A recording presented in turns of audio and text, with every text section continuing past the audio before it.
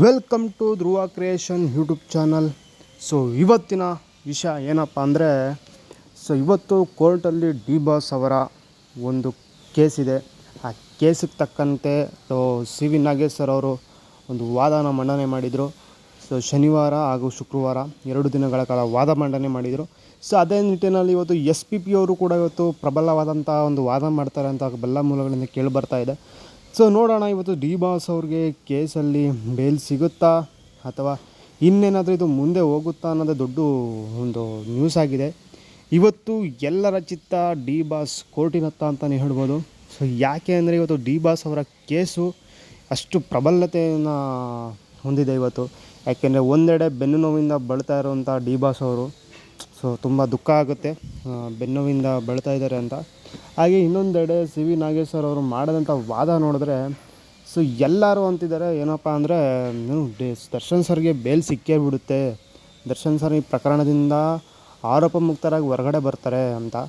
But ಆದರೆ ನೋಡಬೇಕಾಗುತ್ತೆ ಕಾದು ಕಾಲಾಯ ತಸ್ಮೈ ನಮಃ ಅಂತ. ಹಾಗೆಯೇ ದುಶ್ಮನ್ಗಳಂತೂ ಇವತ್ತು ಹುಚ್ಚ ಹುಯ್ಕೋಬೇಕು. ಆ ರೀತಿ ಏನಾದರೂ ಒಂದು ಬ್ರೇಕಿಂಗ್ ನ್ಯೂಸ್ ಬರಬೇಕು ಇವತ್ತು.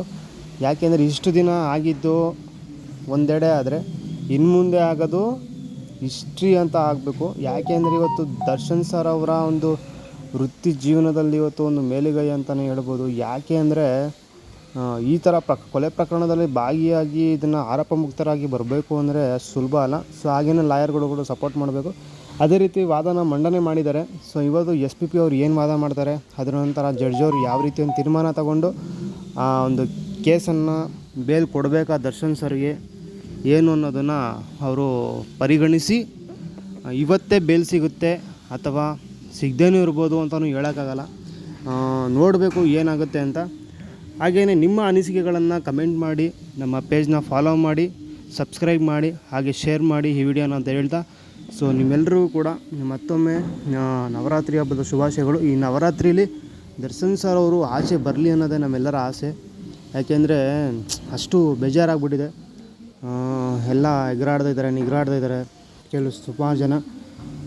ಹಾಗಾಗಿ ಬರಲಿ ಅಂತ ಹೇಳ್ತಾ ಈ ವಿಡಿಯೋನ ಮುಗಿಸ್ತೀನಿ. Thank you so much.